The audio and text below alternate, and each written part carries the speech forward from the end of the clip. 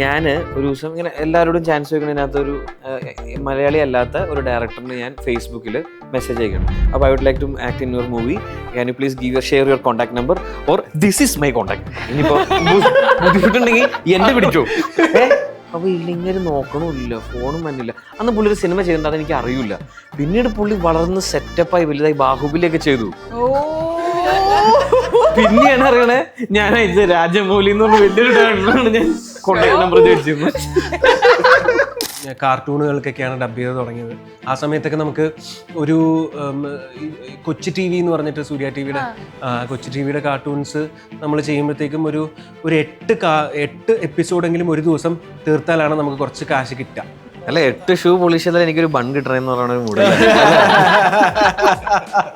അവിടെ നിന്ന് തുടങ്ങി പിന്നെ നമ്മൾ ഓൾമോസ്റ്റ് ഒരു ഡിസ്കവറി ചാനലിലെ ബെയർ ഗ്രിൽസ് എന്ന് പറഞ്ഞിട്ട് മാൻ വേഴ്സസ് വൈൽഡ് എന്ന് പറഞ്ഞിട്ടൊരു ഭയങ്കര പോപ്പുലർ ആയിട്ടുള്ള ഒരു ഷോയിൽ നമുക്ക് വോയിസ് കൊടുക്കാൻ പറ്റുന്നു. ആ ബെയർ ഗ്രിൽസിൻ്റെ വോയിസായി അറിയപ്പെടാൻ തുടങ്ങി. പിന്നീട് ഞാൻ ഇങ്ങനെയൊക്കെ തുടങ്ങി. ആ സമയത്തൊക്കെ ഈ പറഞ്ഞ പോലെ റിജക്ഷൻസ് ആണ്. നമ്മൾ ഓഡീഷൻസ് അറ്റൻഡ് ചെയ്യും, എല്ലാത്തിനും നന്നായി ചെയ്തു എന്ന് പറയും.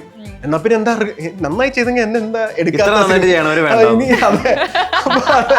നീ നന്നായി ചെയ്തു, അതാണ് നിന്റെ പ്രശ്നം. Facing rejections and then sometimes കിട്ടും, ചിലപ്പോൾ കിട്ടില്ല. അൺപ്രഡിക്റ്റബിൾ അല്ലേ, നമുക്ക് എന്താ പറയുക, അൺസർട്ടൺ കണ്ടീഷൻസ് ആണ്. ഓഡീഷന് പോകുന്നു, അല്ലാണ്ട് നമുക്ക് കാസ്റ്റിംഗ് കോൾസ് കാണുന്നു. ചില സിനിമകൾ എനിക്ക് പൂച്ച തുടങ്ങിയിട്ട് നിന്ന് പോയതുകൊണ്ട് അഡ്വാൻസ് കിട്ടി കുറേ സിനിമ എൻ്റെ കയ്യിലുണ്ട്, ഓണായിട്ടില്ല. സോ ഇറ്റ്സ് ജസ്റ്റ് ലൈക്ക് നമുക്ക് ഹോപ്പ് വരുവാണല്ലോ. പിന്നെ അത് നടക്കാണ്ട് വരുമ്പം we go low. So I think അതൊക്കെ ഫോർ മീ എൻ്റെ ഒരു ആക്ടിങ് ഫേസിൽ ഉണ്ടായിട്ടുണ്ട്. All the ups and the lows, അല്ലെങ്കിൽ പോസിറ്റീവ്സ് ആൻഡ് നെഗറ്റീവ്സിനെ അതിൻ്റെതായ രീതിയിൽ കണ്ട് ഐ എം സ്റ്റിൽ സെയിലിംഗ്. ഞാൻ പോയിട്ട് ദിലീഷ് ചേട്ടനെ കണ്ട്, നീ എന്താ ഇവിടെ ചെയ്യുന്നത്? നീ ഒരു തിയേറ്റർ ആർട്ടിസ്റ്റ് ഇപ്പോൾ ജൂനിയർ ആർട്ടിസ്റ്റ് വന്ന് നിൽക്കുന്നു. ദിലീഷ് ചേട്ടനും തിയേറ്ററിൽ നിന്ന് വന്ന ആളായതുകൊണ്ട് ദിലീഷ് ചേട്ടനോട് ചോദിച്ചു, നീ എന്താ നീ വീട്ടിൽ പോയി. ഞാൻ പറഞ്ഞു, ദിലീഷ് ചേട്ടൻ ഞാൻ ഇവിടെ നിന്ന് ഒരു 10 ദിവസം നിന്ന് അതിനുള്ള ആവും. പറഞ്ഞ് ഞാൻ ഒരു കാര്യം ചെയ്തു, നിനക്ക് എന്തെങ്കിലും ഡയലോഗ് കിട്ടുന്ന എന്തെങ്കിലും ഒരു സീനെങ്കിലും കിട്ടുമോ എന്നുള്ള രീതിയിലൊക്കെ ദിലീഷ് ചേട്ടൻ നോക്കി. പക്ഷെ അന്ന് ഞാൻ അവിടെ നിന്നു, കോളേജ് ക്രൗഡിൽ ഒരു 10 ദിവസം നിന്നു. അതിനുള്ള പേയ്മെൻറ്റും കിട്ടി. സലീമേട്ടൻ്റെ കൂടെ ഒരു ഡയലോഗ് പറയുന്ന പോലത്തെ ചമ്മുന്ന പോലെയൊക്കെ ഒരു സാധനം. സലീം കുമാറേട്ടൻ അന്ന് ഒരു പ്രൊഫസറിൻ്റെ ക്യാരക്ടറാണ്. പക്ഷെ അതൊരു ചോയ്സാണ്. നമുക്ക് നമുക്ക് ക്യാരക്ടർ കിട്ടുമ്പോൾ ചെയ്താൽ മതി എന്ന് വേണമെങ്കിൽ അന്ന് അവിടെ നിൽക്കാമായിരുന്നു, അല്ല അത് വേണ്ടാന്ന് ഇട്ടിട്ട് പോകാമായിരുന്നു. അവിടെ നിന്നു. പക്ഷെ അത് കറങ്ങിത്തിരിഞ്ഞ് ഈ പ്രപഞ്ചം അല്ലെങ്കിൽ നിമിത്തം എന്നൊക്കെ പറയുന്ന പോലെ ഇപ്പോൾ 2 ദിവസം മുമ്പ് അതേ നിർമ്മല കോളേജ് മൂവാറ്റുപുഴയിൽ ഞാൻ ലീഡ് റോൾ ചെയ്യുന്ന സിനിമയുടെ പ്രൊമോഷനുമായിട്ട് അപ്പോൾ അത് ഇങ്ങനെയൊക്കെയാണ് നമ്മുടെ ഗ്രാഫ് വരുന്നത്. അപ്പം ഇത് നമ്മളുടെ തീരുമാനങ്ങൾ, ചില നിമിഷങ്ങളിൽ നമ്മൾ എടുക്കുന്ന ചോയ്സസ് അന്നത്തെ സർവൈവൽ ഇൻസ്റ്റിങ്ക്റ്റിൽ എടുക്കുന്ന തീരുമാനമായിരിക്കും. പക്ഷെ അതിൽ നിന്നും നമുക്ക് എന്തെങ്കിലും പഠിക്കാൻ കിട്ടും, കുറച്ച് കാശും കിട്ടും, എന്നാൽ ഇതുപോലത്തെ കഥകളും കിട്ടും. ഹായ്, ഹലോ, നമസ്കാരം. സൈനസദ് പ്ലസിന്റെ എല്ലാ പ്രേക്ഷകർക്കും സ്വാഗതം. This is me Shijina Jose Prakash. ഫേസസിന്റെ ഏറ്റവും പുതിയ ചിത്രത്തിന്റെ വിശേഷങ്ങളുമായിട്ട് ഇന്ന് എൻ്റെ കൂടെ ജോയിൻ ചെയ്യുന്നത് ഈ സിനിമയുടെ ക്രൂ മെമ്പേഴ്സ് ആണ്. ഒരുപാട് സ്നേഹത്തോടെ സ്വാഗതം ചെയ്യുന്നു. നമസ്കാരം. നമസ്കാരം. ഹായ് ഷിജിന. ഹായ്. ഞാൻ ട്രെയിലർ കണ്ടു. ഇതോടെ തന്നെ 1.6 മില്യൺ ആളുകളാണ് നമ്മുടെ ട്രെയിലർ കണ്ടു വെക്കല്ലേ. 2-3 പോവും. ഞാൻ പോസ്റ്റർ നോക്കുന്ന സമയത്തെ അതിന്റെ ഉള്ളിലും കുറെ ഫേസസ് നമുക്ക് കാണാൻ പറ്റും. ഫുൾ എന്താണ് ഞങ്ങൾക്ക് പ്രേക്ഷകർക്കായിട്ട് ഒരുക്കി വെച്ചിട്ടുള്ളത് ഫേസസ് എന്ന സിനിമയിലൂടെ? ഡയറക്ടറോട് ഒരു സൈക്കോളജിക്കൽ നേച്ചറുള്ള ഒരു ഫിലിമാണ്. ഒരു ചെറിയ സിനിമയാണ്. അങ്ങനെ ഭയങ്കര ട്രെയിലറൊക്കെ കണ്ട് ഭയങ്കര എക്സ്പെക്ടേഷൻ എന്ന് പറയുമ്പോൾ നമുക്ക് സത്യം പറഞ്ഞാൽ ഒരു പേടിയുണ്ട്. ബട്ട് സ്റ്റിൽ ഒരു എൻഗേജിങ് ആയിട്ടുള്ള ചെയ്തിട്ടുള്ള ഒരു ത്രില്ലർ പരിപാടിയാണ്. ആളുകൾക്ക് വർക്കാവുമെന്ന് വിചാരിക്കുന്നു. ഭയങ്കര എളിമയാണ്. തള്ളണ്ടാന്ന് തീരുമാനിച്ചിട്ട് എക്സ്പെക്ടേഷൻ മാക്സിമം ലോ ആയിട്ട് പിടിക്കാൻ വേണ്ടിയിട്ട് പറയുന്നത്. പക്ഷെ നല്ലൊരു സിനിമയാണ്. പക്ഷെ ത്രില്ലർ, ഈ പറഞ്ഞ പോലെ ത്രില്ലർ, സൈക്കോളജിക്കൽ ത്രില്ലർ അല്ലെങ്കിൽ മിസ്റ്ററി ത്രില്ലർ എന്നൊക്കെ വിളിക്കാം. അർജുൻ അതിനൊരു പുതിയൊരു ടേം കണ്ടുപിടിച്ചിട്ടുണ്ട്. എന്താണ്? ഈ സിനിമയെ പറ്റി പറയുമ്പോൾ ഈ ഒരു ജോണർ എന്ന് പറഞ്ഞാൽ ഒറ്റ ജോണറിൽ നമുക്ക് ഒരിക്കലും ഈ സിനിമയെ പറ്റി നമുക്ക് ഡിഫൈൻ ചെയ്യാൻ പറ്റില്ല. കാരണം ഞങ്ങളും ഓരോ കൺഫ്യൂഷനിലാണ്. അതൊരു നവ ജോണറാക്കി പറയണോ, സപ്ത ജോണറാക്കി സംസാരിക്കണോ എന്നുള്ള ഒരു ഡൗട്ടിലാണ് ഞങ്ങളും. മൾട്ടിപ്പിൾ ജോണേഴ്സ് ഉണ്ട്, അതാണ് മെയിൻ ആയിട്ട്. 7-6 ജോണേഴ്സ് തന്നെ ഇതിൽ വന്നു പോകുന്നുണ്ട്. അല്ല, ഇത് വളരെ സീരിയസ് ആയിട്ട് സംസാരിക്കുമ്പോൾ ഇത് കോമഡി ആയിട്ട് ഫീൽ ചെയ്യാം. ചേട്ടാ ഏതൊക്കെയാണ് പറയൂ. ത്രില്ലറാണ്, പിന്നെ മിസ്റ്ററി ആണ്, പിന്നെ റൊമാൻസ് ഉണ്ട്, സൈക്കോളജിക്കൽ ത്രില്ലർ ആണ്, പിന്നെ നമ്മൾ 6 പറഞ്ഞിരുന്നു വേറെ. ഡ്രാമ കയറ്റിക്കോ. അല്ല, നേരത്തെ പറഞ്ഞ ആ സ്റ്റൈൽ തന്നെ പറഞ്ഞോ, മറ്റേ പുള്ളിക്ക് പറയാനുള്ള രീതിയിൽ. ഏതാ മറ്റേ ആറാട്ടൻ ഈ സിനിമ കഴിഞ്ഞ് ഇറങ്ങുമ്പോഴേ പുള്ളിക്ക് കുറെ പറയാൻ പറ്റും. പുള്ളി മറ്റേ ഫൈറ്റ് ഉണ്ട്, പാൻറ് ഉണ്ട്, ഡാൻസ് എന്നൊക്കെ പറയുന്ന പോലെ പുള്ളിക്ക് കുറെ സാധനങ്ങൾ പറയാൻ പറ്റും ഈ സിനിമ ഉണ്ട് ഇറങ്ങി കഴിയുമ്പോൾ. അല്ല, പക്ഷെ ഇങ്ങനത്തെ മൾട്ടിപ്പിൾ ജോണേഴ്സിലുള്ള സിനിമകളാണ് ഇപ്പൊ കൂടുതലും വരുന്നത്. നമുക്ക് ഇപ്പൊ ചുമ്മാ കമ്പയർ ചെയ്യല്ല, ഇപ്പൊ ഒരു ദൃശ്യം പോലത്തെ ഒരു സിനിമയാണെങ്കിൽ പോലും ശരിക്കും പറഞ്ഞാൽ ഫാമിലി ഡ്രാമയാണ്, പക്ഷെ എന്നാൽ അതൊരു ത്രില്ലറാണ്, ഇൻവെസ്റ്റിഗേറ്റീവ് ത്രില്ലറും കൂടിയാണ്. അപ്പൊ അങ്ങനെ പല ജോണേഴ്സ് നമുക്ക് ഒരു സിനിമയ്ക്ക് തന്നെ പറയാൻ പറ്റും. ഈ സിനിമയും അങ്ങനത്തെ ഒരു ഒറ്റ ജോണർ പറയാൻ പറ്റാത്ത. ഇത് അങ്ങനെ ഒരു ഇന്ന ജോണറിലൊരു ഫിലിം ചെയ്യാമെന്ന് വിചാരിച്ച് ചെയ്തതല്ല. ഇതിൽ ഒരു യുണീക്ക് എലമെന്റ് ഉണ്ട്, ആ ട്രെയിലറിൽ കാണിക്കുന്ന ആ ഒരു ഐഡിയ, ആ തോട്ട് ഉണ്ട്.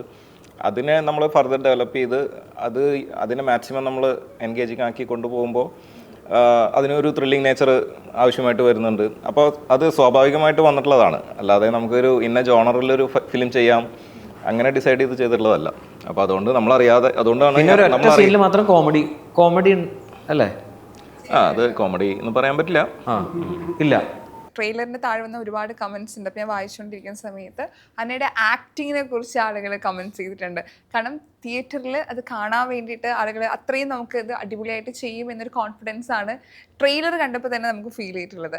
ഒരുപാട് ഇമോഷൻസിലൂടെ പോകുന്നുണ്ട്, ഗംഭീരമായിട്ട് പെർഫോം ചെയ്തിട്ടുണ്ട്. ഈ ക്യാരക്ടർ വരുന്ന സമയത്ത് എങ്ങനെയാണ് അതിൻ്റെ ഒരു പ്രിപ്പറേഷൻ കാര്യങ്ങൾ വന്നത്? ഇപ്പം ഓരോ മൂവീസിലാണ് നമുക്കൊരു സ്റ്റോറി ലൈൻ കേൾക്കുമ്പം ഇമീഡിയറ്റ്ലി നമുക്കൊരു ഐഡിയ കിട്ടും. പക്ഷേ ഇതിൻ്റെ ഒരു നറേഷൻ കേട്ടപ്പം I had so many doubts, because ഇതിന് ഒത്തിരി ലെയേഴ്സ് ആണ് നിലേഷ് ഡയറക്ടർ എഴുതി വെച്ചിരിക്കുന്നത്. ഓരോ സീൻ എടുക്കുന്നതിന് മുന്നേയും I use to go as the director about ഇത് എങ്ങനെ ചെയ്യണം, എങ്ങനെയാണ് ഞാൻ ലൈക്ക് സ്ക്രീനിൽ അത് പോർട്രേ ചെയ്യേണ്ടത്, എത്രമാത്രം ഇമോഷൻ കൊണ്ടുവരണം. സംടൈംസ് ഞാൻ ഓവർ ഡൂ ചെയ്യും, ഓവറാക്കും. അപ്പം ഡയറക്ടർ പറയാൻ പറ്റത്തില്ല, അത്രയും വേണ്ട, കുറയ്ക്ക്. സോ ഇറ്റ്സ് ആ ഒരു ലൈക്ക് കറക്റ്റായിട്ട് ഗൈഡൻസ് നമുക്ക് കിട്ടുന്നുണ്ടായിരുന്നു. And at the same time all my costars, ഞാൻ ഏറ്റവും സ്ക്രീൻ ത്രൂ ഔട്ട് സ്പെൻഡ് ചെയ്തിരിക്കുന്നത് കലേഷിൻ്റെ കൂടെയാണ്. ഭയങ്കര ഒരു റാപ്പോ ഉണ്ടായിരുന്നു, ലൈക്ക് ഗിവ് ആൻഡ് ടേക്ക് പോലെ തന്നെ. ഇപ്പം എനിക്ക് എന്തെങ്കിലും ഡൗട്ടും കൺഫ്യൂഷൻ വരുമ്പം ഹി സപ്പോർട്ട് സോ മച്ച്. ഞങ്ങളാണെങ്കിലും ഓരോ സീൻ എടുക്കുന്നതിന് മുന്നേ he use to have a brief conversation about what to do. Apart from the director's perspective ഞങ്ങൾക്ക് ഇംപ്രവൈസ് ചെയ്യാൻ ഡയറക്ടർ സ്പേസ് തന്നിട്ടുണ്ടായിരുന്നു. That is a big thing. അപ്പം ഞങ്ങൾ രണ്ടുപേരും സംസാരിക്കും how to do, what to do എന്നുള്ളത്. അപ്പം ഇതെല്ലാം കൂടെ ചിലപ്പം ഹെൽപ്പ് ചെയ്തിട്ടുണ്ട് എന്നെ ഡെഫിനറ്റ്ലി. അപ്പം that is what made me do Nitya. ഇപ്പോൾ നമ്മൾ ചെയ്തു വെച്ച കുറേ ക്യാരക്ടേഴ്സ് ഉണ്ടല്ലോ. അപ്പോൾ വേറൊരു പടത്തിൽ പുതിയൊരു ക്യാരക്ടറാണ്. ഇപ്പോൾ ഒരു മേക്കപ്പ്, ഈ പറഞ്ഞ കോസ്റ്റ്യൂമൊക്കെ ഒരു പരിധി വരെ നിങ്ങളെ ഹെൽപ്പ് ചെയ്യാറുണ്ട് വേറൊരു ക്യാരക്ടർ ആവാൻ വേണ്ടിയിട്ട്. അതിൻ്റെ ഒരു പ്രിപ്പറേഷൻ എങ്ങനെ? ഇപ്പോൾ നിങ്ങളൊരു പുതിയൊരു വേഷം ഇട്ട് ഒരു മിററിന് മുകളിൽ നിൽക്കുമ്പോൾ ആ ഒരു ക്യാരക്ടറായിട്ട് മാറുമോ, അല്ലെങ്കിൽ എങ്ങനെയാണ് ഒരു സമയം എടുക്കുന്നത് എങ്ങനെ ശരിക്കും ഇതിന്? നമുക്ക് ഈ പറഞ്ഞ പോലെ മേക്കപ്പ്, കോസ്റ്റ്യൂം അതെല്ലാം തന്നെ ഹൃദയം എന്ന് പറഞ്ഞ സിനിമ ചെയ്യുന്ന സമയത്ത് എന്നെ ഭയങ്കരമായിട്ട് ഹെൽപ്പ് ചെയ്തിട്ടുണ്ട്. കാരണം സെൽവ എന്ന് പറയുന്ന ആ ക്യാരക്ടറിന് ഞാൻ അവിടെ പോകുമ്പോൾ എങ്ങനെയാണോ അതേപോലെ അല്ല. വിനീതേട്ടൻ പറയും, എടാ നിന്നെ മൊത്തത്തിലൊന്ന് മാറ്റിയെടുക്കണം. വിനീതേട്ടാ എന്താന്ന് വെച്ചാൽ ചെയ്തോന്ന് പറഞ്ഞു. ആദ്യം നീ പോയി വെയിലത്ത് നിൽക്ക് എന്ന് പറയും. അപ്പോൾ ഓരോ ഷോട്ട് കഴിയുമ്പോൾ അവനോട് നടന്നു വരാൻ പറ. അപ്പോൾ അങ്ങനെ, കാരണം ആ ഒരു ടാൻഡ് ലുക്ക് എന്ന് പറയുന്നത് വെറുതെ ഡള്ളിപ്പിക്കാതെ കുറച്ച് ടാൻ ചെയ്യിപ്പിക്കാം എന്നുള്ളൊരു സംഭവം. പിന്നെ ഈ പറഞ്ഞ പോലെ ഒരു അഴുക്ക് അധികം എന്താ പറയണ്ടേ, നനച്ചിട്ടില്ലാത്ത തുണി ഉടുക്കുക, പിന്നെ കുറച്ചൊന്ന് ചെളിയിൽ ഉരുളാൻ പറയുക, അങ്ങനത്തെ സംഭവങ്ങളൊക്കെ ചെയ്ത് നമ്മൾ സെൽവയായി മാറുന്ന ഒരു പ്രോസസ്സ് ഉണ്ടല്ലോ. അത് എനിക്ക് ഭയങ്കരമായിട്ട് പിന്നെ ആ ലൊക്കേഷൻ, അതായത് ഒരു കോളനിക്കകത്ത്, അതായത് വെള്ളം പോലും പ്രോപ്പറായിട്ട് കിട്ടാത്തൊരു കോളനിയിലാണ് നമ്മൾ. അങ്ങനത്തെ ഒരു കോളനിയിൽ ജീവിച്ചിട്ടില്ല. ഒരു 8x8 മുറിയിൽ 6 പേര് താമസിക്കുകയാണ് കുടുംബമായിട്ട്.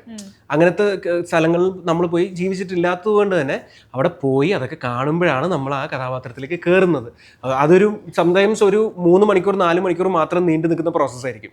പക്ഷെ ആ സമയം കൊണ്ട് നമ്മൾ അതിലേക്ക് മാറണം. അതിനാണല്ലോ നമുക്ക് കാശ് തന്ന് നമ്മൾ കൂടെ നിർത്തുന്നത്. അപ്പോൾ അത് നമ്മുടെ ജോലിയാണ്. പിന്നെ നമുക്ക് ഇനി കുറച്ചുകൂടി ടൈം കിട്ടുമായിരുന്നെങ്കിൽ മേ ബി നെക്സ്റ്റ് ടൈം ഞാനൊരു ഇതുപോലൊരു ക്യാരക്ടർ ചെയ്യണമെങ്കിൽ ചേട്ടാ ലൊക്കേഷൻ കാണാൻ പോകുമ്പോൾ ഞാനും കൂടി വന്നോട്ടെ എന്ന് ചോദിക്കാനുള്ള ഒരു ലിബർട്ടി നമുക്ക് കിട്ടും. അപ്പം എന്താണ് അല്ലെ ആ ഒരു ലൊക്കേഷൻ ഒന്ന് കണ്ടു കഴിഞ്ഞാൽ എനിക്ക് അതൊന്ന് മൈൻഡിലിട്ട് വർക്ക് ചെയ്യാം എന്നുള്ള രീതിയിൽ പിന്നെ നമുക്ക് ഇംപ്രവൈസ് ചെയ്യാനും ഒക്കെ. പക്ഷെ പലപ്പോഴും സമയം കിട്ടാറില്ല. അപ്പം ചുരുങ്ങിയ സമയം കൊണ്ട് കഥാപാത്രത്തിലേക്ക് മാറാൻ പറ്റുന്ന ആൾക്കാരാണ് നമുക്ക് കൂടുതലും ഉള്ളത്. നമ്മൾ അങ്ങനെയുള്ള ആൾക്കാരെ കണ്ടാണല്ലോ വളർന്നിട്ടുള്ളത്. രഥന്മാരായ ആർട്ടിസ്റ്റുകളെ കണ്ടാണ് നമ്മൾ വളർന്നിട്ടുള്ളത്. അപ്പോൾ ഇൻഫാക്ട് ഈ സിനിമയ്ക്ക് വരുമ്പോൾ പോലും ഇതിനകത്ത് പല കഥാപാത്രങ്ങളായി പെരുമാറേണ്ടിയിരിക്കുന്നു, സംസാരിക്കേണ്ടിയിരിക്കുന്നു. ഒരുപാട് ക്യാരക്ടർ ഇവള് നിത്യ കാണുന്ന എല്ലായിടത്തും മൈക്കിൾ എന്ന് പറയുമ്പോഴത്തേക്കും, അപ്പോൾ എന്നാൽ ഈ പറഞ്ഞ പോലെ മേക്കപ്പിലോ ഒന്നും അധികം ചേഞ്ചസ് വരുത്താൻ പറ്റില്ല, കാരണം ആ മുഖം സെയിം ആണ് എല്ലായിടത്തും. അപ്പോൾ പിന്നെ എങ്ങനെയാണ് നമുക്കതൊരു വ്യത്യസ്തമായി കാണിക്കാൻ പറ്റുക? ബോഡി ലാംഗ്വേജിലാണോ, അല്ലെങ്കിൽ ഡബ്ബിങ്ങിലാണോ, എന്തെങ്കിലും ആക്സെന്റ് പിടിച്ചിട്ടാണോ? അപ്പോൾ അതെല്ലാം തീരുമാനിക്കുന്നത് ആ ക്യാരക്ടർ ചെയ്യുന്ന ആക്ടറായിരിക്കും. ഇപ്പോൾ ഒരു ക്യാരക്ടർ ചെയ്യുന്ന സന്ദീപ് എന്ന് പറയുന്ന ക്യാരക്ടർ ചെയ്യുന്നത് അർജുനാണ്, വേറൊരു ക്യാരക്ടർ ചെയ്യുന്ന ബിറ്റോ എന്ന് പറയുന്ന ചേട്ടനാണ്, ഒരു പോലീസ് ഓഫീസർ ക്യാരക്ടർ. അങ്ങനെ ഒരു 3-4 മെയിൻ ക്യാരക്ടേഴ്സ് ഉണ്ട് ഇവൾ നിത്യ കാണുന്ന ആൾക്കാരായിട്ട്. Thankfully what helped for me as an actor was, ഞങ്ങൾ തമ്മിലൊരു സിങ്ക് ഉണ്ടായിരുന്നു. തുടക്കം തൊട്ടേ ഞങ്ങൾ തമ്മിലൊരു വേവ് ലെങ്ത് സെറ്റായി. അപ്പോൾ അതുകൊണ്ട് ഞാൻ ചിന്തിക്കുന്ന പോലെ തന്നെയാണ് നീലശേട്ടനും ചിന്തിക്കുന്നത്. അപ്പോൾ അതുകൊണ്ട് പിന്നെ അതേപോലെ എൻ്റെ കോ ആക്ടേഴ്സുമായിട്ടും സംസാരിക്കുമ്പോൾ ആ ഒരു വേവ് ലെങ്ത് മൊത്തത്തിൽ ഞങ്ങൾ ഫുൾ ടീം ഒരു സിങ്ക് ആയതുകൊണ്ട് നമുക്ക് ഇൻഫാക്ട് നമ്മൾ ഉദ്ദേശിച്ച ദിവസങ്ങളിൽ നിന്നും ചുരുങ്ങിയ ദിവസങ്ങളിൽ തീർക്കാൻ പറ്റി സിനിമ. അപ്പോൾ ഈ പ്രിപ്പറേഷൻ്റെ കാര്യവും പ്രോസസ്സിൻ്റെ കാര്യം പറയുമ്പോൾ നമുക്ക് ആഗ്രഹിക്കുന്ന രീതിയിലുള്ള ഒരു ടൈം കിട്ടണമെന്നില്ല. പെട്ടെന്ന് എങ്ങനെയെങ്കിലുമൊക്കെ അതിലേക്ക് എത്തിച്ചേരാൻ നമ്മളെ ഹെൽപ്പ് ചെയ്യുന്നത് നമ്മുടെ കൂടെ ഉള്ളവരാണ്. ഒരു ഫോട്ടോഗ്രാഫറും കൂടിയാണ്. ഈ ഒരു ഫോട്ടോഗ്രാഫർ ആയിരിക്കും ഒരു ഡയറക്ടറിൽ വരുമ്പോൾ എന്തൊക്കെ ഹെൽപ്ഫുൾ ആയിട്ടുണ്ട് ശരിക്കും? ഫോട്ടോഗ്രാഫി പണ്ട് മുതലേ ചെയ്യുന്നതാണ്. ഈവൻ മൊബൈൽ ക്യാമറ തൊട്ട് തന്നെ ഞാൻ ചെയ്യുന്നൊരു കാര്യമാണ്. ഫോട്ടോഗ്രാഫി കൊണ്ട് നമുക്കുള്ളൊരു ഗുണം എന്ന് വെച്ചാൽ നമുക്കൊരു ഫ്രെയിമിൻ്റെ ഇപ്പോൾ ഷൂട്ട് ചെയ്യാൻ നമുക്കിപ്പോൾ ക്യാമറാമാനോട് പറഞ്ഞു കൊടുക്കാൻ ഭയങ്കര എളുപ്പമായിരിക്കും എന്താണ് ഷോട്ട് വേണ്ടത്. ടെക്നിക്കലി കുറച്ചുകൂടെ ഇന്ന ലെൻസ് യൂസ് ചെയ്യാം, ഫ്രെയിം ഇങ്ങനെ വയ്ക്കാം, അല്ലെങ്കിൽ വേറൊരു ആംഗിൾ ട്രൈ ചെയ്യാം. അപ്പോൾ ഈ കേൾക്കുന്ന ക്യാമറമാനും എനിക്കിങ്ങനെ ഒരു ബാക്ക്ഗ്രൗണ്ട് ഉണ്ടെന്ന് അറിയുമ്പോൾ പുള്ളിയും അതിലേക്ക് വന്ന് നമ്മൾ പിന്നെ ഫ്രണ്ട്സും കൂടിയാണ്. അപ്പോൾ അതുകൊണ്ട് ആ രീതിയിൽ നമ്മളെ ഒരുപാട് ഹെൽപ്പ് ചെയ്യും. ഈ ഒരു DOPനെ നമുക്ക് കൂടുതൽ ഗൈഡ് ചെയ്യാൻ പറ്റും നമുക്ക് വേണ്ട ഷോട്ട്സ് കിട്ടാൻ വേണ്ടിയിട്ട്. അതർവൈസ് ഡയറക്ഷനിൽ പിന്നെ വേറെ ഒരുപാട് കാര്യങ്ങളുണ്ട്. അത് നമ്മൾ പിന്നെ സിനിമ പഠിച്ചു തന്നെയാണ്. നീലശേട്ടന്റെ ഈ NEK ഫോട്ടോസ് എന്ന് പറഞ്ഞിട്ട് നെക്ക് ഫോട്ടോ ഇൻസ്റ്റാഗ്രാമിൽ ഫോട്ടോഗ്രാഫേഴ്സ് ഓൾറെഡി പറഞ്ഞിട്ടുണ്ട്. അതാ. അപ്പൊ പക്ഷെ കുറെ ഫോട്ടോസ് ഇങ്ങനെ ഇടില്ലെന്നേ. പലപ്പോഴും ഞാൻ പറയാറുണ്ട്, ഇത് കുറച്ചുകൂടി ഒന്ന് ഇട്ടൂടെ എന്നുള്ളതിൽ. ഈ പുള്ളി ലൈഫ് ഓഫ് റാം പാട്ടിലെ പോലെയാണ്, പല സ്ഥലങ്ങളിലും പോയി കുറെ ഫോട്ടോസ് എടുത്തു വെക്കും, എന്നിട്ട് ഇത് എന്തെങ്കിലും ഇടാം എടുത്തു കഴിയുമ്പോൾ എടുക്കുന്നത് വരെ ഒരു ത്രില്ല്. എടുത്തു കഴിയുമ്പോഴത്തേക്ക് കൊള്ളാം, പിന്നെ അത് കഴിഞ്ഞ് ആൾക്കാർ കാണിക്കണ്ടേ. അതുപോലെ കുറേ ഇപ്പം നമ്മുടെ തന്നെ കുറേ ഇവൻറ്റ്സിലൊക്കെ ഉള്ള ലാലേട്ടൻ്റെയും മമ്മൂക്കയുടെയൊക്കെ കുറേ നല്ല നല്ല ഫോട്ടോസ് എടുത്തിട്ടുള്ള ആളാണ് പുള്ളിക്കാരൻ. അപ്പോൾ അത് വെച്ച് നോക്കുമ്പോൾ ഈ അൺനോൺ ആയിട്ടുള്ള പ്ലേസസിൽ പോയി സ്ട്രേഞ്ചേഴ്സിൻ്റെ സ്ട്രേഞ്ചേഴ്സിൻ്റെ ഫേസസ് ക്യാപ്ചർ ചെയ്യാൻ, അത് പക്ക മൊമെന്റിൽ ക്യാപ്ചർ ചെയ്യുന്ന കുറച്ച് ഫോട്ടോസ് ഞാൻ കണ്ടിട്ടുണ്ട്. അപ്പോൾ അതൊക്കെ വേണമെങ്കിൽ പുള്ളിക്ക് ഇടാം. ഇനി വേണം ഒന്ന് പുഷ് ചെയ്തൊന്ന് നിങ്ങളൊക്കെ കൂടി പറ. ഈ കാസ്റ്റിംഗ് ഉണ്ടല്ലോ, ഈ 3 പേരെ ചോദിക്കുകയാണ്, ഈ കാസ്റ്റിംഗിലേക്ക് എങ്ങനെ എത്തണേ? അർജുൻ ഇതിലേക്ക് ലാസ്റ്റാണ് എത്തിയത്. കാസ്റ്റിംഗിലേക്ക് ഈ കലേഷ് പറഞ്ഞ പോലെ ഇത് നമ്മൾ വളരെ പെട്ടെന്ന് വളരെ ഷോർട്ട് പീരീഡിൽ ചെയ്യാനായിട്ട് ഓണായ ഒരു സബ്ജക്റ്റാണ്. അപ്പോൾ ഒരു 1 മന്ത് ടൈമൊക്കെ ഉണ്ടായിരുന്നുള്ളൂ. അപ്പോൾ ഈ പറഞ്ഞ ഒരു കാര്യം ക്രൈറ്റീരിയ ആയിരുന്നു. ഏപ്രിലിൽ നമുക്ക് ഷൂട്ട് ചെയ്യാനായിട്ട് അവൈലബിൾ ആയിരിക്കണം. പിന്നെ നമ്മുടെ കൂടെ വൺസ് ഇന്നായി കഴിഞ്ഞാൽ ത്രൂ ഔട്ട് നമ്മുടെ കൂടെ ഭയങ്കര കട്ടയ്ക്ക് സപ്പോർട്ട് ചെയ്ത് നിന്ന് ട്രാവൽ ചെയ്യണം. ഇപ്പോൾ ഇതുപോലെ കലേഷ് പെട്ടെന്ന് മറ്റേ കോസ്റ്റ്യൂം ചേഞ്ച് ചെയ്ത് പോകാമെന്നൊക്കെ പറഞ്ഞു കഴിഞ്ഞാൽ അത് ചെയ്യാൻ വില്ലിങ് ആയിട്ടുള്ള ഒരാളായിരിക്കണം. അപ്പോൾ അത് ഒരുപാട് ഹൈറാർക്കി ലെവലൊക്കെ വരുമ്പോൾ നമുക്കത് ബുദ്ധിമുട്ടായിരിക്കും. ഉദ്ദേശിച്ച ദിവസം കൊണ്ട് നമുക്ക് ഷൂട്ട് ചെയ്യാൻ പറ്റത്തില്ല. അപ്പോൾ അത് ചിന്തിക്കുമ്പോൾ കലേഷ് ആയിട്ട് അങ്ങനത്തെ ഒരു ഓൾറെഡി പരിചയമുണ്ട്, നല്ല പെർഫോമറാണെന്നറിയാം. പിന്നെ ഈ സബ്ജക്റ്റ് ഇത് പറയുമ്പോൾ ഇതിൻ്റെ സാധ്യത മനസ്സിലാക്കും കൂടെ വേണം. ഇത് കേൾക്കുമ്പോൾ ഇതെന്താണ് സംഭവം, ഇതെങ്ങനെ അവൻ ചെയ്യും എന്നൊക്കെ ഉള്ളത്, അങ്ങനത്തെ കുറച്ച് കാര്യങ്ങളൊക്കെ ഉണ്ട്. കലേഷിന് ഇത് കേട്ടപ്പോൾ തന്നെ കലേഷിന് അതിൻ്റെ ആ ഒരു സാധ്യത മനസ്സിലായി. അപ്പോൾ അങ്ങനെ ഇന്നായതാണ്. ഹന്നയാണെങ്കിലും ഹന്ന എനിക്ക് മുന്നേ അറിയാം, നല്ല പെർഫോമറാണ്. പക്ഷേ മലയാളത്തിൽ അങ്ങനെ ആക്ച്വലി ഹന്നയുടെ ടാലൻറ്റ് ഇപ്പോഴും എക്സ്പ്ലോർ ചെയ്തിട്ടില്ല എന്ന് ഞാൻ പറയും. അപ്പോൾ പെർഫോമൻസ് വൈസ് വേറെ ഡൗട്ടൊന്നും ഇല്ലായിരുന്നു. അപ്പോൾ ഈ ക്യാരക്ടർ നന്നായിട്ട് പെർഫോം ചെയ്യേണ്ട ഒരു ക്യാരക്ടറും കൂടിയാണ്. അപ്പോൾ അങ്ങനെ തന്നെയാണ് ഹന്നയിലേക്ക് എത്തിയത്. ഹന്നയുടെ ശരിക്കുള്ള ആക്ടിങ് എക്സ്പ്ലോർ ചെയ്തിട്ടില്ല എന്ന് പറയുമ്പോൾ ശരിക്കും നിങ്ങൾ ആർട്ടിസ്റ്റിന്റെ ശരിക്കും ലൈഫിലെ ഫേസസ് എങ്ങനെയാ? അത് ഫേസസ് ആണല്ലോ ഉദ്ദേശിച്ചത്. Obviously for me struggling phase ഉണ്ട്. അറ്റ് ദ സെയിം ടൈം ഒരു ഗ്രാറ്റിഫിക്കേഷൻ ഫീൽ ചെയ്യുന്ന ഫേസസ് ഉണ്ട്. ഗ്രാറ്റിഫിക്കേഷൻ എന്ന് പറഞ്ഞു കഴിഞ്ഞാൽ ഒരു ഇൻസ്റ്റന്റ് ഗ്രാറ്റിഫിക്കേഷൻ എന്ന് പറഞ്ഞാൽ നമുക്കൊരു മലയാളത്തിൽ സംതൃപ്തി നല്ല എന്ത് പറയുന്നത് സംതൃപ്തി അല്ലേ? കൈൻഡ് ഓഫ് ഇപ്പോൾ ഒരു കാര്യം ചെയ്തു, ഒരു സീൻ ചെയ്തു, മോസ്റ്റ് ഓഫ് ദ ടൈം ചിലപ്പോൾ എനിക്ക് സാറ്റിസ്ഫാക്ഷൻ തോന്നില്ലായിരിക്കാം. ചിലപ്പോൾ എനിക്ക് ഓക്കെ എനിക്ക് ഇത് ചെയ്യാൻ കുറച്ചൊക്കെ പറ്റി. ഫോർ എക്സാമ്പിൾ കരയുന്ന സീൻസ് ഒക്കെ എനിക്ക് കുറച്ച് പാടാം. റിയൽ ലൈഫിൽ നന്നായിട്ട് കരയും, പക്ഷെ ക്യാമറയുടെ മുന്നേ ആക്ഷൻ പറയുമ്പോൾ ചിലപ്പോൾ ചിരി വരും. സോ ചിലപ്പം എനിക്ക് ഐ തിങ്ക് പല ഗൈഡൻസും എല്ലാവരുടെയും സപ്പോർട്ട് കൊണ്ട് കുറേയൊക്കെ എനിക്ക് ചിലതൊക്കെ ചെയ്യാൻ പറ്റുന്നുണ്ടായിരുന്നു. അപ്പം ഫോർ മീ ദാറ്റ് എനിക്ക് പലപ്പോഴും തോന്നിയിട്ടുണ്ട് ഓക്കെ ഫൈൻ, ഓക്കെ കണ്ണുനീര് നാച്ചുറലി വിത്തൗട്ട് ഗ്ലിസറിൻ അല്ലെങ്കിൽ എനിക്ക് ലൈക്ക് പെർഫോം ചെയ്യാൻ പറ്റുന്നുണ്ടെന്ന് തോന്നുന്നു. So that gives me a sort of gratification. Apart from that struggling എന്ന് ഉദ്ദേശിക്കുന്നത് facing rejections and then sometimes കിട്ടും, ചിലപ്പോൾ കിട്ടില്ല. അൺപ്രഡിക്റ്റബിൾ അല്ലേ, നമുക്ക് എന്താ പറയുക, അൺസർട്ടൺ കണ്ടീഷൻസ് ആണ്. ഓഡീഷന് പോകുന്നു, അല്ലാണ്ട് നമുക്ക് കാസ്റ്റിംഗ് കോൾസ് കാണുന്നു. ചില സിനിമകൾ എനിക്ക് പൂച്ച തുടങ്ങിയിട്ട് നിന്ന് പോയതുകൊണ്ട് അഡ്വാൻസ് കിട്ടി കുറേ സിനിമ എൻ്റെ കയ്യിലുണ്ട്, ഓണായിട്ടില്ല. സോ ഇറ്റ് ജസ്റ്റ് ലൈക്ക് നമുക്ക് ഹോപ്പ് വരുവാണല്ലോ, പിന്നെ അത് നടക്കാണ്ട് വരുമ്പം we go low. So I think അതൊക്കെ ഫോർ മീ എൻ്റെ ഒരു ആക്ടിങ് ഫേസിൽ ഉണ്ടായിട്ടുണ്ട്. At the same time unexpected ആയിട്ടുള്ള വലിയ ഡയറക്ടേഴ്സിൻ്റെ കോൾ വന്ന് അവരുടെ സിനിമയുടെ ഭാഗമാകുമ്പോൾ സന്തോഷമുണ്ട്. ബട്ട് ഇതൊക്കെ ഒരു ലേണിംഗ് എക്സ്പീരിയൻസ് ആണ്. All the ups and the lows അല്ലെങ്കിൽ പോസിറ്റീവ്സ് ആൻഡ് നെഗറ്റീവ്സിനെ അതിൻ്റെതായ രീതിയിൽ കണ്ട് ഐ എം സ്റ്റിൽ സെയിലിംഗ്.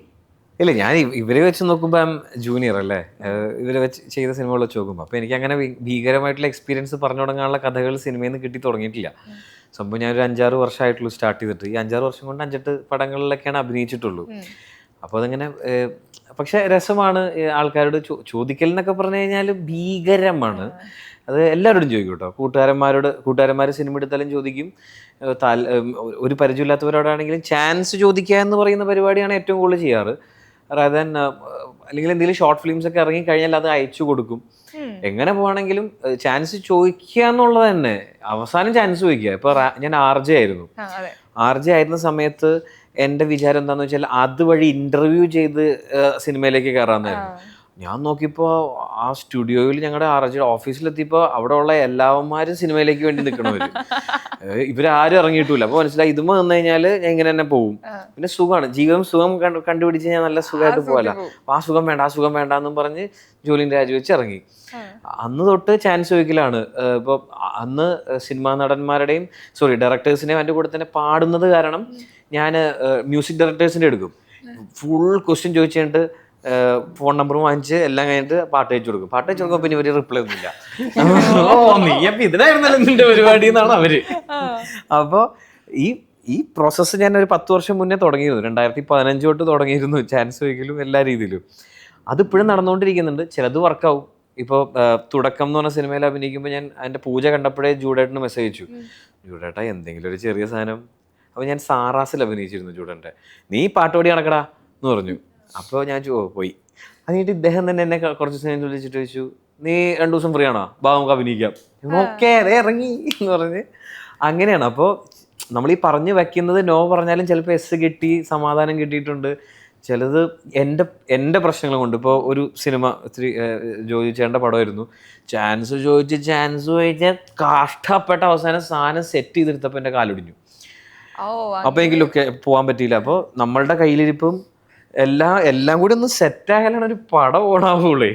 അങ്ങനത്തെ ഒരു പരിപാടിയുണ്ട്. അപ്പോൾ ഇതുവരെ എത്തി നിൽക്കുമ്പോൾ രസമാണ്.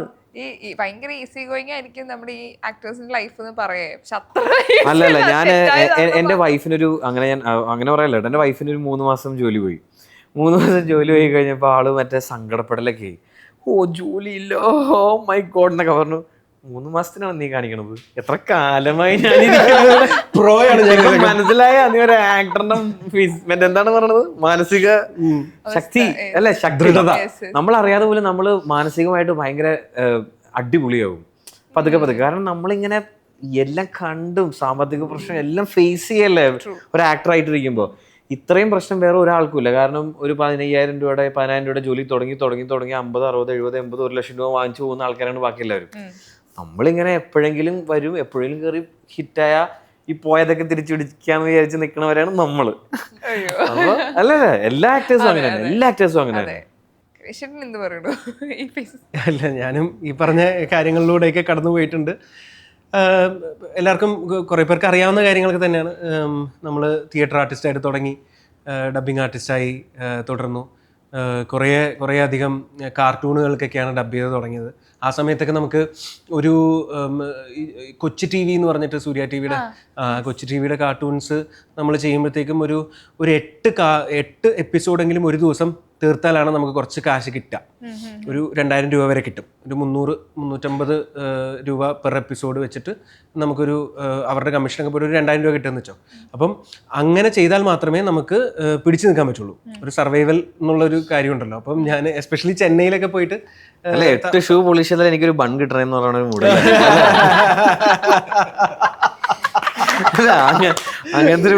അങ്ങനത്തെ അവസ്ഥയാണ്. അപ്പോൾ അവിടെ നിന്ന് തുടങ്ങി പിന്നെ നമ്മൾ ഓൾമോസ്റ്റ് ഒരു ഡിസ്കവറി ചാനലിലെ ബെയർ ഗ്രിൽസ് എന്ന് പറഞ്ഞിട്ട് മാൻ വേഴ്സസ് വൈൽഡ് എന്ന് പറഞ്ഞിട്ടൊരു ഭയങ്കര പോപ്പുലർ ആയിട്ടുള്ള ഒരു ഷോയിൽ നമുക്ക് വോയിസ് കൊടുക്കാൻ പറ്റുന്നു. ആ ബെയർ ഗ്രിൽസിൻ്റെ വോയിസായി അറിയപ്പെടാൻ തുടങ്ങി. പിന്നീട് ഞാൻ ഒരു 6 കൊല്ലത്തോളം ബെയർ ഗ്രിൽസിൻ്റെ മലയാളം ഞാനായിരുന്നു. അപ്പോൾ പിന്നെയാണ് നമ്മൾ ഈ തമിഴ് തെലുങ്ക് സിനിമകളൊക്കെ മൊഴിമാറ്റം ചെയ്ത് മലയാളത്തിലേക്ക് വരുമ്പോൾ അതിൻ്റെ നായകന്മാർക്കുമൊക്കെ. പക്ഷെ അത് തുടങ്ങിയത് കാർട്ടൂണിൽ നിന്നാണ്. കാർട്ടൂണിൽ നമ്മൾ പല തരത്തിലുള്ള വോയിസ് സംസാരിക്കുക, ഒറ്റ ടേക്കിൽ സംസാരിക്കുക, പല വോയിസ് മാറ്റി സംസാരിക്കുക. ഏറ്റവും കൂടുതൽ പണിയെടുക്കേണ്ടതും അവിടെ തന്നെയാണ്. പക്ഷെ ഏറ്റവും കുറവ് ശമ്പളം കിട്ടുന്നതും അതിൽ തന്നെയാണ്. എന്നാൽ ഒരു കൊമേഴ്ഷ്യൽ അല്ലെങ്കിൽ ഒരു ടി വി ആഡ് ഡബ് ചെയ്യാൻ പോയി കഴിഞ്ഞാൽ വളരെ കുറച്ചേ ഉണ്ടാവുള്ളൂ, പക്ഷെ നല്ല ബഡ്ജറ്റ് ഉണ്ടാവും. 2 ലൈൻ പറഞ്ഞാൽ മതി വോയിസ് ഓവർ, പക്ഷെ ഒരു മിനിമം ഒരു 5000 രൂപയെങ്കിലും കിട്ടും. അപ്പോൾ നമ്മൾ വിചാരിക്കും ഇങ്ങനെയാണെങ്കിൽ ഒരു 5 ആഡ് എല്ലാ മാസം കിട്ടിയാൽ ഞാൻ രക്ഷപ്പെടുമല്ലോ എന്നുള്ള രീതിയിലായിരിക്കും. പക്ഷേ പിന്നെ 5 മാസം കഴിഞ്ഞിട്ടായിരിക്കും വേറൊരു ആഡ് വരുന്നത്. എന്നാൽ ഏറ്റവും കൂടുതൽ ആൾക്കാർ കാണുന്നത് ആഡ്സാ. എടാ നിന്റെ ഒരു ആഡ് കണ്ടു കേട്ടോ, മറ്റേ അൾട്രാടെക് സിമെന്റ്, അത് നീയല്ലേ? അങ്ങനെയൊക്കെ ആൾക്കാർ ചോദിക്കും. അപ്പം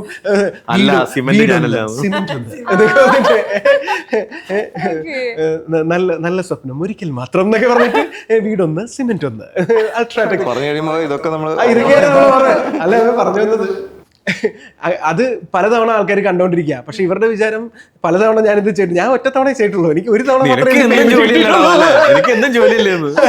ഞാൻ എന്നിട്ട് പോയി ഞാൻ കൊച്ചു ടിവിന്റെ പാപ്പാസ് എന്ന് പറഞ്ഞിട്ട് ഞാൻ അവിടെ ഇരിക്കും 350 രൂപ. അല്ല ഇങ്ങനെയൊക്കെ തുടങ്ങി ആ സമയത്തൊക്കെ ഈ പറഞ്ഞ പോലെ റിജക്ഷൻസ് ആണ്. നമ്മൾ ഓഡീഷൻസ് അറ്റൻഡ് ചെയ്യും, എല്ലാത്തിനും നന്നായി ചെയ്തു എന്ന് പറയും. എന്നാ പിന്നെ എന്താ നന്നായി ചെയ്തെങ്കിൽ എന്താ എടുക്കാത്ത നീ നന്നായി ചെയ്തു, അതാണ് നിന്റെ പ്രശ്നം. ചിലപ്പോൾ പൊക്കമായിരിക്കും പ്രശ്നം. നായകന്റെ കൂടെ നിർത്താൻ പറ്റില്ല ഫ്രണ്ടായിട്ട്, കാരണം പൊക്കത്തിന് ഇഷ്യൂ കാണും. അല്ലെങ്കിൽ വേറെ എന്തെങ്കിലുമൊക്കെ പ്രശ്നങ്ങൾ പറഞ്ഞിട്ട്, അല്ലെങ്കിൽ വേറെ ഏതെങ്കിലും ആരുടെയെങ്കിലും മക്കളെ അഭിനയിപ്പിക്കേണ്ട ആവശ്യം ഉണ്ടാവും അവർക്ക്. അങ്ങനെയൊക്കെ കുറേ പ്രോബ്ലംസും റിജക്ഷൻസും പലപ്പോഴും we are not the reason why we are not getting chance. നമ്മുടെ ടാലന്റ് ഇല്ലായ്മയോ അല്ലെങ്കിൽ അതെ നമ്മുടെ കഴിവില്ലായ്മ ആയിരിക്കില്ല നമ്മൾ റിജക്ട് ആവാൻ കാരണം. പക്ഷെ അത് ആ സമയത്തൊക്കെ എനിക്ക് ഓർമ്മയുണ്ട്. ഞാൻ വിനീതേട്ടന് മെസ്സേജ് അയക്കുമ്പോൾ, ഫേസ്ബുക്കിലൊക്കെ മെസ്സേജ് അയക്കുമ്പോൾ വിനീതേട്ടൻ പറയും, വിനീതേട്ടൻ അന്ന് എൻ്റെ ഒരു ഷോർട്ട് ഫിലിം ഒക്കെ കണ്ടിട്ട് അപ്രീഷിയേറ്റ് ചെയ്തിട്ടുണ്ട്. തനിയൊരുവൻ എന്ന് പറഞ്ഞ സിനിമയിൽ ഒരു 3 സീൻസിൽ ഞാൻ അഭിനയിച്ചിരുന്നു.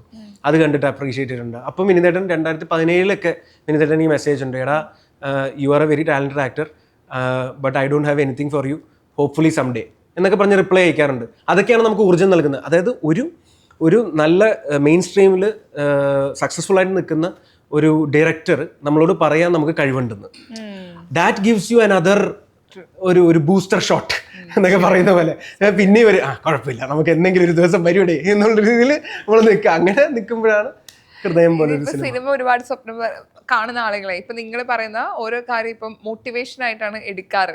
കാരണം ഇതേപോലെ ചെയറിൽ ഇരിക്കണം അല്ലെങ്കിൽ സിനിമകൾ ചെയ്യണം, ഒരു വെള്ളിയാഴ്ച അവർക്കും കൂടി ഉണ്ടാവുന്ന ആഗ്രഹിച്ചു വരുന്ന പറഞ്ഞില്ലേ ഒരു ഫ്രൈഡേ വരും. ഞാനൊരു സാധനം പറയാട്ടോ, ഞാൻ പെട്ടെന്ന് ഇങ്ങനെ ആലോചിച്ചതാണ്. ചാൻസ് വെക്കണതിന്റെ ഭാഗമായിട്ട് ഒരു ചാൻസ് വെക്കണ കഥ ഞാനൊരു ഷോർട്ട് ഫിലിം ചെയ്തു. അത് ഇപ്പോഴൊന്നുമല്ല, 2015-14 ചെയ്ത അന്ന് ഈ ട്രെൻഡിങ് ഒക്കെ തുടങ്ങുന്നതിന് മുന്നേ 2 million ഒക്കെ അടിച്ചു വന്ന്. അന്ന് എൻ്റെ ഡയറക്ടറിനോട് ചാൻസ് ചോദിച്ചതാണ് ഇവിടുത്തെ ഒരു വലിയ നടൻ. അന്ന് പുള്ളിക്ക് അത്ര ലുക്കില്ലാന്ന് വിചാരിച്ചിട്ട്, ഞാൻ പേര് പറയാനില്ല, ഈ ഇടയ്ക്ക് വന്നൊരു നടൻ, ഈ ഇടയ്ക്ക് നല്ല 5-6-7 വർഷമായി വന്ന നടൻ. അന്ന് പുള്ളിയെ വേണ്ട ലുക്കില്ല, പുള്ളിക്ക് ഒരു റൊമാൻസ് പരിപാടിയൊക്കെ എടുക്കാനായിരുന്നു ഈ ഡയറക്ടറിന് ഇഷ്ടം. അന്ന് ഇങ്ങനെ ചാൻസ് വെച്ച് എങ്ങാനൊക്കെ ആ പയ്യനെ വെച്ച് എന്തെങ്കിലുമൊക്കെ ചെയ്ത് സെറ്റപ്പ് ആയി പോയാനെ. അപ്പൊ എന്റെ ഫ്രണ്ട്, ഈ ഡയറക്ടർ ഫ്രണ്ട് പറയും, ഷോ അവനെ അന്ന് എടുത്തിട്ട് എന്തെങ്കിലുമൊക്കെ ചെയ്താൽ മതിയായിരുന്നു എന്ന് ഇന്ന് പറയും. അന്ന് തോന്നൂല. ഇതാണ് ഒരാൾ ചാൻസ് വെച്ചപ്പോൾ ഒരാൾ അയ്യോ ഇത് പുള്ളിക്ക് ഇത് സെറ്റ് ആവില്ല എന്ന് വിചാരിച്ചതിൻ്റെ ഒരു കേസാണ് ഞാൻ പറയണത്. വേറൊന്നുണ്ടല്ല, ഞാൻ ഒരു ദിവസം ഇങ്ങനെ എല്ലാവരോടും ചാൻസ് വെക്കണതിനകത്തൊരു മലയാളി അല്ലാത്ത ഒരു ഡയറക്ടറിന് ഞാൻ ഫേസ്ബുക്കിൽ മെസ്സേജ് അയക്കുകയാണ്. Sir, I would like to, എൻ്റെ പേര് അർജുൻ, ഞാനിങ്ങനെയാണ്, ഞാൻ അന്നൊന്നും കാര്യമായിട്ട് ചെയ്തിട്ടില്ല, 2 ഷോർട്ട് ഫിലിമൊക്കെ ചെയ്തിട്ടുള്ളൂ. അപ്പോൾ I would like to act in your movie, can you please share your contact number or this is my contact number. ഇനിയിപ്പോൾ ബുദ്ധിമുട്ടുണ്ടെങ്കിൽ എന്നെ പിടിച്ചു. അപ്പൊ അന്ന് പുള്ളി ഒരു പടം ചെയ്തിട്ടുണ്ട്, എനിക്ക് ആ പടത്തിനെ പറ്റി അറിയാം. അപ്പൊ ഞാൻ കൊടുത്തു. പക്ഷെ പുള്ളിക്ക് എന്തോ ജാടയാണ്, പുള്ളി ഇതിനെ വിളിച്ചില്ല. ഞാനിങ്ങനെ കുറച്ച് ദിവസം നിന്നു, പുള്ളി എന്താ വിളിക്കാത്ത, പിന്നെ സീനൊന്നും കാണില്ല. അന്ന് ഈ ഫേസ്ബുക്കിൽ നമുക്ക് സീനൊക്കെ കണ്ടു തുടങ്ങിയ മറ്റേ കമ്പ്യൂട്ടറിലാണെന്ന് നോക്കണതൊക്കെ. അപ്പോൾ ഇല്ലിങ്ങനെ നോക്കണമില്ല, ഫോണും മഞ്ഞില്ല. അന്ന് പുള്ളി ഒരു സിനിമ ചെയ്തിട്ടുണ്ട്, അതെനിക്ക് അറിയില്ല. പിന്നീട് പുള്ളി വളർന്ന് സെറ്റപ്പായി വലുതായി ബാഹുബലിയൊക്കെ ചെയ്തു. പിന്നെയാണ് അറിയണേ ഞാൻ അയച്ച രാജമൗലി എന്ന് പറഞ്ഞ വലിയൊരു ഡയറക്ടറാണ് ഞാൻ കോൺടാക്ട് നമ്പർ ചോദിച്ചിരുന്നത്. സാറല്ല, പുള്ളി നിന്റെ കോൺടാക്ട് കണ്ടുപിടിച്ച് എടുത്ത് വിളിക്കട്ടെ. അവിടെയാണ് നമ്മുടെ വിജയമൊക്കെ. ഇപ്പം ഒരുപാട് ഫേസസിലൂടെ നിങ്ങൾ കടന്നു പോയിട്ടുണ്ടല്ലോ. അപ്പം ഇന്ന് തിരിഞ്ഞു നോക്കുന്ന സമയത്ത് ഈ ഒരു സിറ്റുവേഷൻ ഞാൻ ഫേസ് ചെയ്തു, ആൻഡ് ഇപ്പൊ എനിക്ക് ഓർക്കുമ്പോൾ തന്നെ ഭയങ്കര പ്രൗഡ് ഫീൽ ആണ് എന്ന് തോന്നുന്ന ഒരു കാര്യം പറയാൻ പറ്റുകയാണെങ്കിൽ അത് ഞാൻ ശ്യാമുണ്ട്. ശ്യാം ആക്ച്വലി ശ്യാമാണ് ഈ ക്യാരക്ടർ ചെയ്യേണ്ടിയിരുന്നത്. ശ്യാം തിരക്കായപ്പോഴാണ് ദൈവം സഹായിച്ച് എനിക്ക് ഈ പരിപാടി ഇവർ വിളിച്ച് ഞാൻ വന്ന് അഭിനയിക്കുന്നത്. അങ്ങനെ ഒരു പടം കിട്ടി. Thank you. എപ്പോഴും പറയുന്ന പോലെ ശ്യാം ഇട്ട് കണ്ട സാധനമാണ് അത്. ഞാനും ശരിക്കും പറഞ്ഞാൽ ഞാൻ ആലോചിക്കും, ഞാൻ ആദ്യത്തെ പടം ചെയ്യുമ്പോൾ എനിക്ക് മറ്റേ 8 ഷൂ പോളിഷ് ചെയ്യുമ്പോൾ ബൺ കിട്ടണ മാതിരി രാത്രി ചപ്പാത്തിയും ചിക്കൻ കറിയും മറ്റേ ഒരു കിറ്റിലാക്കി തരുന്നൊരു സിനിമയാണ് ഞാൻ ആദ്യം ചെയ്യുന്നത്. ആ പരിപാടി ഉണ്ടായിരുന്നുള്ളൂ, കാരവനൊന്നുമില്ല. ഞാൻ ഓർക്കുന്നു നീ എന്താ പറയാൻ ഇപ്പൊ ഞാൻ പോസ്റ്റ് ഇടും. സന്തോഷമാണ് അത് കാണുമ്പോ. കാരണം നമ്മളങ്ങനെ ഞാൻ 8 വർഷം കൊണ്ട് 8 സിനിമ ചെയ്യണം. അപ്പൊ ഞാൻ തന്നെ എന്നെ അമീർ ഖാൻ, ഷാറൂഖ് ഖാൻ വിളിക്കുക. വർഷത്തിൽ ഒരു സിനിമ ചെയ്യൂ, കൂടുതലൊന്നും എടുത്ത് ചെയ്യില്ല. അപ്പൊ നമ്മളിങ്ങനെ ചെയ്ത് വരുമ്പോ നമുക്കിപ്പോ പതുക്കെ അവിടെ നിന്ന് തുടങ്ങി ചെറിയ റൂമിൽ ഞാൻ കുഞ്ഞു റൂമിലൊക്കെ താമസിക്കാനൊക്കെ കിട്ടിയിട്ടുണ്ട്. എന്ന് വെച്ചാൽ ബെഡിൽ നിന്ന് ഇങ്ങനെ എണീറ്റ് ഞാൻ കക്കൂസ്, അങ്ങനത്തെ ഒരു പരിപാടി വരെ ഞാൻ താമസിച്ചിട്ടുണ്ട്. പക്ഷെ നമ്മളന്ന് ഹാപ്പിയാണ്, സിനിമയാണ് കിട്ടുന്നതെന്നുള്ളത്. അവിടെ നിന്ന് വളർന്ന് ഇപ്പോൾ 4 പേര് പറയുമ്പോൾ അറിയാവുന്നൊരു ഹോട്ടൽ റൂം കിട്ടുക, നമ്മുടെ പേരെഴുതി ഫുഡിന്റെ കാരിയർ രാത്രി വരിക എന്നൊക്കെ പറയുമ്പോൾ നമ്മൾ ഇതും ചെയ്തു അതും ചെയ്തു, അതിലേക്ക് എത്തി എന്ന് പറയുമ്പോൾ ഒരു സന്തോഷം, ഗ്രാറ്റിറ്റ്യൂഡ്, എന്നും ഗ്രാറ്റിറ്റ്യൂഡ്. അവിടം വരെ എത്താൻ 8 വർഷം എടുത്തു. മൈ ഡിയർ മമ്മി എന്ന് പറഞ്ഞിട്ട് ഊർവശി ചേച്ചി അഭിനയിക്കുന്ന ഒരു സിനിമ 2013 ആ സമയത്ത് ഞാൻ ഒരു നാടകം എങ്ങാണ്ടേ ചെയ്തിട്ടുള്ളൂ. ദിലീഷ് ചേട്ടൻ എനിക്കറിയാം, ദിലീഷ് പോത്തനായിരുന്നു അതിൻ്റെ അസോസിയേറ്റ് ആയിട്ടുണ്ടായിരുന്നത്. അപ്പോൾ ഇവർക്ക് കുറച്ച് കോളേജ് ക്രൗഡ് വേണം. അപ്പം കോളേജിൽ അമ്മയും മോളും കൂടി ഒരുമിച്ച് കോളേജിൽ പഠിക്കാൻ പോകുന്ന പോലത്തെ ഒരു സാധനമായിരുന്നു അത്. ഊർവശി ചേച്ചിയും കാതൽ സന്ധ്യയൊക്കെയാണ്. അപ്പോൾ അന്ന് ഞാൻ ഈ കോളേജ് ക്രൗഡിൽ പോയി 10 ദിവസം ആ കോളേജിൽ താമസിക്കാം, ഹോസ്റ്റലിൽ താമസിക്കാം. 10 ദിവസത്തെ ഈ ജൂനിയർ ആർട്ടിസ്റ്റിൻ്റെ പേയ്മെൻറ്റ് എന്താണോ അത് കിട്ടുകയും ചെയ്യും. അപ്പോൾ ആ ഒരു സർവൈവൽ ഇൻസ്റ്റിങ്ക്റ്റിൽ ഞാൻ പോയിട്ട് ദിലീഷ് ചേട്ടൻ എന്നെ കണ്ട്, നീ എന്താ ഇവിടെ ചെയ്യുന്നത്, നീ ഒരു തിയേറ്റർ ആർട്ടിസ്റ്റായിട്ട് ഇപ്പോൾ ജൂനിയർ ആർട്ടിസ്റ്റായിട്ട് വന്ന് നിൽക്കുന്നു. ദിലീഷ് ചേട്ടനും തിയേറ്ററിൽ നിന്ന് വന്ന ആളായതുകൊണ്ട് ദിലീഷ് ചേട്ടനോട് ചോദിച്ചു, നീ എന്താ നീ വീട്ടിൽ പോയി. ഞാൻ പറഞ്ഞു, ദിലീഷ് ചേട്ടൻ ഞാനിവിടെ നിന്ന് ഒരു 10 ദിവസം നിന്നാൽ അതിനുള്ള ആവും. പറഞ്ഞ് ഞാനൊരു കാര്യം ചെയ്ത് നിനക്ക് എന്തെങ്കിലും ഡയലോഗ് കിട്ടുന്ന എന്തെങ്കിലും ഒരു സീനെങ്കിലും കിട്ടുമോ എന്നുള്ള രീതിയിലൊക്കെ ദിലീഷ് ചേട്ടൻ നോക്കി. പക്ഷെ അന്ന് ഞാൻ അവിടെ നിന്നു. ഇത് നിർമ്മല കോളേജ് മൂവാറ്റുപുഴയിലായിരുന്നു ഷൂട്ട്. അപ്പോൾ അന്ന് അവിടെ നിന്നു. ചേച്ചിയുടെ കൂടെ സോങ്ങിലൊക്കെ പുറകിൽ നിന്ന് നമ്മൾ ഡാൻസൊക്കെ കളിച്ചു. കോളേജ് ക്രൗഡിൽ ഒരു 10 ദിവസം നിന്നു. അതിനുള്ള പേയ്മെൻറ്റും കിട്ടി. സലീമേട്ടൻ്റെ കൂടെ ഒരു ഡയലോഗ് പറയുന്ന പോലത്തെ ചമ്മുന്ന പോലെയൊക്കെ ഒരു സാധനം. സലീംകുമാറേട്ടൻ അന്ന് ഒരു പ്രൊഫസറിൻ്റെ ക്യാരക്ടറാണ്. അപ്പം എന്തോ റാഗിങ്ങിൻ്റെ പേരിൽ എന്തോ ചമ്മുന്ന പോലെയൊക്കെ ഒരു സീൻ ചെയ്തു, ഒരു ഡയലോഗൊക്കെ പറഞ്ഞു. അത് കഴിഞ്ഞ് അന്നത് പക്ഷെ അതൊരു ചോയ്സാണ്. നമുക്ക് ക്യാരക്ടർ കിട്ടുമ്പോൾ ചെയ്താൽ മതി എന്ന് വേണമെങ്കിൽ അന്ന് അവിടെ നിൽക്കാമായിരുന്നു, അല്ല അത് വേണ്ടാന്ന് ഇട്ടിട്ട് പോകാമായിരുന്നു. അവിടെ നിന്നു.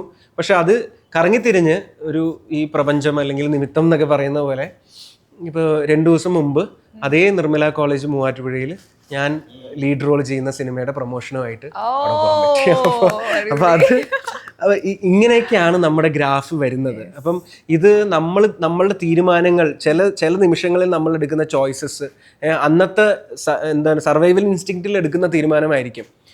പക്ഷെ അതിൽ നിന്നും നമുക്ക് എന്തെങ്കിലും പഠിക്കാൻ കിട്ടും. കുറച്ച് കാശും കിട്ടും, എന്നാൽ ഇതുപോലത്തെ കഥകളും കിട്ടും. കുറെ കഥകള്. ഒരു സിനിമ ഞാൻ ഇപ്പൊ ചേട്ടൻ പറയുമ്പോഴാണ് ആലോചിച്ചത്, ഒരു സിനിമ ഞാൻ മൊത്തം ചെയ്തിട്ട് വരുമ്പോൾ എനിക്ക് 2000 രൂപ എന്നിട്ട് ബാക്കി അക്കൗണ്ടിലേക്ക് ഇട്ടരാണെന്ന് പറഞ്ഞ് വിട്ടിട്ടുണ്ട്. ആ 2000 രൂപ കിട്ടിയത് ഒരു 28 ദിവസം അഭിനയിച്ചിട്ട് 2000 രൂപ. അന്ന് അങ്ങനെയായിരുന്നു. ഓ ആലോചിക്കും. അപ്പൊ ഞാൻ ആലോചിക്കും 28/2000 ഒരു ശത്രു കിട്ടി. വളരെ ചെറിയ പൈസ. അറ്റ്ലീസ്റ്റ് ഈ സ്ക്രിപ്റ്റ് കേൾക്കുമ്പോൾ എന്താ എന്റെ റോള്, കഥ ചോദിക്കാൻ ഇപ്പോഴും പല ആർട്ടിസ്റ്റും പേടിയാ, അതിനൊരു വോയിസ് ഇല്ല, പ്രിവിലേജ് ഇല്ല എന്നൊക്കെ പറയല്ലോ. പക്ഷെ ഇപ്പഴും അതിനൊരു മാറ്റം പറയുമ്പോ ഇല്ല അങ്ങനെ അത് depends on each and every director. അതെ, ഇദ്ദേഹത്തോടെ എന്തെങ്കിലും പുള്ളി പുള്ളിയുടെ അടുത്ത സിനിമ കഥ വരെ പറഞ്ഞുതരും. ഈ സിനിമയുടെ അല്ലാതെ. പക്ഷേ ഈ സിനിമയിലേക്ക് തിരിച്ചു വരികയാണെങ്കിൽ ഈ സിനിമയിൽ ഷൂട്ട് ചെയ്യുന്നത് എന്താണെന്ന് ഒരു 4-5 പേർക്ക് അറിയത്തുള്ളൂ ആ സെറ്റിൽ. കാരണം ഇത് അങ്ങനത്തെ കോംപ്ലിക്കേറ്റഡ് ആയിട്ടുള്ള ഒരു പ്രിമൈസ് ആണല്ലോ. അപ്പൊ കണ്ടോണ്ടിരിക്കുന്ന ആൾക്കാർ ഇവங்க ഷൂട്ട് പണ്ണതേ മറുപടി ഷൂട്ട് പண்றாங்க എന്നുള്ള രീതിയിൽ നമ്മുടെ ക്രൂവിൽ കുറച്ച് തമിഴന്മാരുണ്ടായിരുന്നു. അവര് പറയുന്ന ഡയലോഗാ സംഭവം എന്ന് വെച്ച് കഴിഞ്ഞാല് ഇപ്പൊ സന്ദീപ് എന്ന് പറയുന്ന ക്യാരക്ടറിൽ അർജുൻ അവിടെ നിന്ന് ചെയ്യുന്ന കാര്യം ഞാനും അവിടെ വന്ന് ചെയ്യണം. കാരണം ഇവൾ നിത്യയുടെ പോയിന്റ് ഓഫ് വ്യൂവിൽ കാണുമ്പോൾ ഞാനും അവിടെ ചെയ്യണം. അപ്പൊ പിന്നെ നമ്മൾ തീരുമാനിക്കുന്നത് ഏത് പോയിന്റിലാണ് നിത്യ അങ്ങോട്ട് നോക്കേണ്ടത്. നോക്കുന്നത് വരെ സന്ദീപായിട്ട് അർജുനും, നോക്കുമ്പോഴത്തേക്കും സന്ദീപായിട്ട് ഞാനും നിൽക്കണം. മനസ്സിലായില്ലേ? അപ്പോൾ പല ഷോട്ട്സും പല സീൻസും നമ്മൾ മൾട്ടിപ്പിൾ ടൈംസ് ഷൂട്ട് ചെയ്യേണ്ടി വരും. എന്നാൽ ഒരേ ആംഗിളിലായിരിക്കും ഷൂട്ട് ചെയ്യുന്നത്. അപ്പം ഈ ക്യാമറ ക്രൂവിലൊക്കെ ഉള്ള തമിഴന്മാര് ഒക്കെ ചിലപ്പോൾ പറയും, അല്ലെങ്കിൽ കണ്ടോണ്ടിരിക്കുന്ന പലർക്കും പറയും ഇവർക്ക് അറിയില്ല എന്ന് തോന്നുന്നു. എന്തോ പുതിയ നീലചേട്ടനും എനിക്കും പിന്നെ കുറച്ച് നമ്മുടെ ചീഫ് അസോസിയേറ്റ് ആയ നൗഫൽക്കും അങ്ങനെ ഡയറക്ഷൻ ടീമിലും പിന്നെ കോളിൻസ് DOP അങ്ങനെ 5-6 പേർക്ക് അറിയുള്ളൂ ഇവിടെ എന്താ നടക്കുന്നത്. ബാക്കിയുള്ളവരൊക്കെ ഇല്ല ഇത് വർക്കാവാതെ. അല്ല അറിഞ്ഞു തുടങ്ങിയപ്പോ ഹൃദയം പൊട്ടിയ ഒരാളാണ് നമ്മളൊക്കെ അല്ലേ, ഞാനൊക്കെ എന്താണ് ചെയ്യണെന്ന് അതെന്തുകൊണ്ടെന്ന് മനസ്സിലായോ? എന്തായിരിക്കും എന്താണ് നടക്കുന്നതെന്ന് അറിഞ്ഞപ്പോ അവന്റെ ഹൃദയം പൊട്ടി. ആസ് ആൻ ആക്ടർ എന്തായിരിക്കും? കുറച്ച് സീൻ ഉണ്ടാവും, പകുതി അങ്ങോട്ട് കൊണ്ടുപോയത്. ഇല്ല പിന്നെ ഞങ്ങളൊരു ധാരണയിലെത്തി. ഞാനും നീലേശ്വരനോട് പറഞ്ഞു, നീലേശ്വരട്ടാ ആ ലൈനും കൂടി അവൻ പറഞ്ഞോട്ടെ, അത് കഴിഞ്ഞിട്ട് നിത്യ അവനെ നോക്കിയാൽ മതി. പിന്നെ നിത്യ പോയി മണ്ണടിക്കും, എടി നീ ആ ഡയലോഗ് കൂടി കഴിഞ്ഞ് ഒരു 5 സെക്കൻഡ് കഴിഞ്ഞിട്ട് എന്നെ നോക്കിയാൽ മതി. പക്ഷെ ഞാൻ പറയട്ടെ, നിങ്ങളുടെ ടോട്ടൽ പൊതുവെ എല്ലാ സെറ്റിലും അല്ലെങ്കിൽ ഇരിക്കുമ്പോൾ നമുക്ക് ഫീൽ ചെയ്യില്ല ഒരു കണക്ഷൻ. പക്ഷെ നിങ്ങൾക്ക് ഇടയിൽ ഒരു കണക്ഷൻ ഉണ്ട്. അതായത് ഇവിടെ ഒരു കഥ പറയുകയാണെങ്കിൽ ഓൾറെഡി ആ കഥ അവിടെ അറിയായിരിക്കും. അപ്പൊ നിങ്ങൾക്ക് ഇടയിൽ ആ സെറ്റ് എങ്ങനെയായിരിക്കും എനിക്ക് ഇമാജിൻ ചെയ്യാം. ആൻഡ് ഗ്രോത്ത് ഒരുപാട് പേര് ആഗ്രഹിക്കുന്നുണ്ട്. ഐ മീൻ സീരിയസ്ലി ഞാൻ ഫസ്റ്റ് ടൈം സംസാരിക്കെങ്കിലും നിങ്ങളുടെ ഗ്രോത്ത് കാണണം എന്ന് ഞാൻ ആഗ്രഹിക്കുന്നു. ആൻഡ് ഫേസസ് വലിയൊരു സക്സസ് ആവട്ടെ. ഫസ്റ്റ് ഡേ ഫസ്റ്റ് ഷോ ഞാൻ ഉണ്ടാവും. എല്ലാവിധ ആശംസകളും നേരാണ്. ഒരു വലിയ വിജയമായി സിനിമ മാറട്ടെ. Thank you so much. Thank you.